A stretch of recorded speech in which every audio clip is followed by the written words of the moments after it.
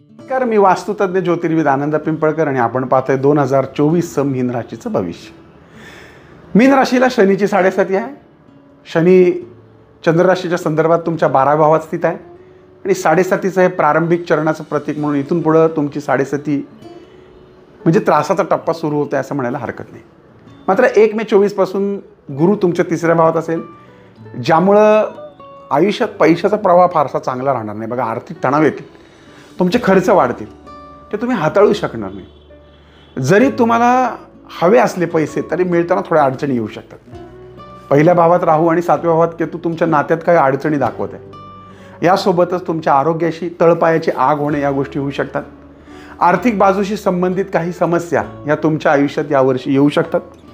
मुळात तुमचा स्वामी गुरु असल्यामुळं पैशाचं नियोजन हे खरं तर तुम्ही उत्तम पद्धतीने करता, पण कधी कधी आरोग्याशी संबंधित असा काही खर्च येतो की आपल्या लक्षात येत नाही आणि खर्च होऊन जातो. तशी घटना यावर्षी होऊ शकते.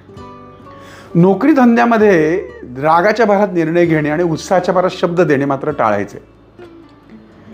नवीन नोकरीच्या संधी तुम्ही शोधताय पण मिळत नाही आहेत. तुम्ही ठिकठिकाणी रेझ्युमे टाकताय पण तुमचं काम होत नाही. व्यवसायासाठी तुम्ही पैसे गुंतवताना प्रयत्न करताय पण त्यात यश येत नाही. त्यामुळे आपण म्हणतो ना की डोळ्यांची जळजळ होणे, पाय दुखणे, मानसिक त्रास होणे, पोट दुखणे या गोष्टीमुळे ह्या आरोग्याच्या समस्या तुम्हाला होतील. त्यामुळं मानसिक आणि शारीरिक या दोन्ही गोष्टींची घुसमट यावर्षी होण्याची शक्यता आहे. 1ल्या भावामध्ये राहू आणि 7व्या भावात जो केतू आहे आणि म्हणून हे वर्ष तसं तुमच्यासाठी अनुकूल नाही आहे. पण अर्थातच शनी महाराजांचे जर उपाय केले तर तुमच्यासाठी निश्चित फायदा ठरेल.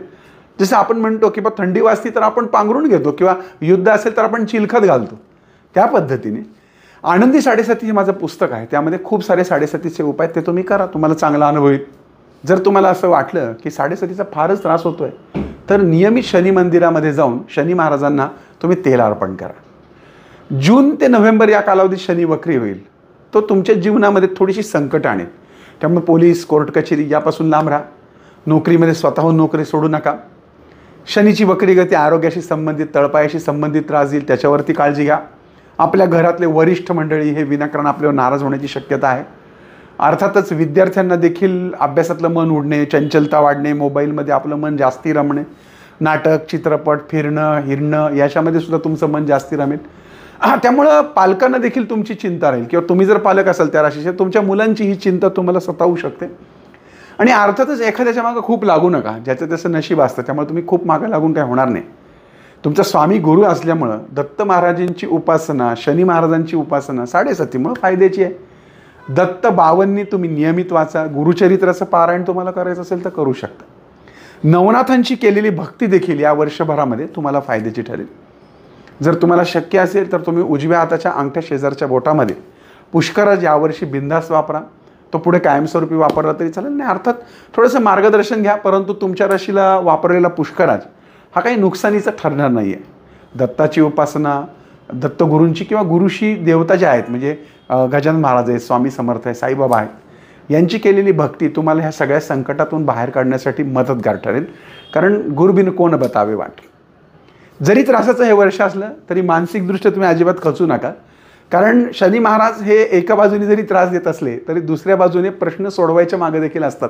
परंतु आपल्याला घाई असते की ते प्रश्न कधी सुटतील आणि त्या घाईमध्ये आपण जे उद्योग करतो ते उद्योग आपल्या पाठीमागं आंगलं ठेवतात.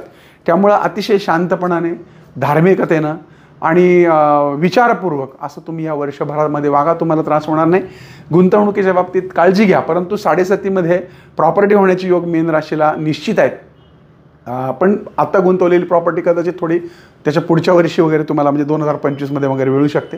त्यामुळे गुंतवताना पण काळजीपूर्वक, सह्या करताना काळजीपूर्वक, प्रेमसंबंधामध्ये काळजीपूर्वक आणि एकंदरीतच काळजी घ्या. वर्ष तसं काही म्हणजे असं काही जीवाचा धोका किंवा फार वाईट आहे अशातला भाग नाही, पण काळजी घेतली तर त्रासही नाही. मेषपासून मीनपर्यंतच्या सगळ्या राशीचं भविष्य मी टाकलेलं आहे आपल्या आनंद पिंपळकर आनंदी वास्तू या फेसबुक पेज, यूट्यूब चॅनल आणि इंस्टाग्रामवर. याशिवाय तुम्हाला माझा जर चित्रपट पाहायचा असेल, आलंय माझ्या राशीला, तो आपण गेल्या वर्षी प्रकाशित केला होता 2023मध्ये. तो यावर्षी तुम्हाला ॲमेझॉन प्राईमवरती अगदी मोफत पाहायला मिळेल. त्यामुळे तुम्ही ॲमेझॉन प्राईमवरती जा आणि आलंय माझ्या राशीला हा चित्रपट जरूर पहा प्राईम व्हिडिओवरती. पुन्हा भेटूयात पुढच्या भागात. तोपर्यंत तुमच्या आनंद पिंपळकरचा तुम्हाला जय साईराम.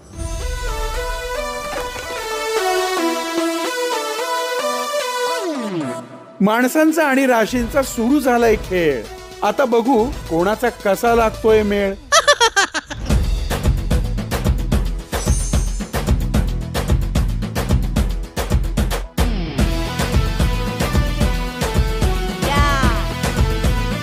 आमचा रुबाब अजून तसाच आहे म्हणा. पाठक इज इक्वल टू शिस्त. हे सगळं माझ्या राशीला का?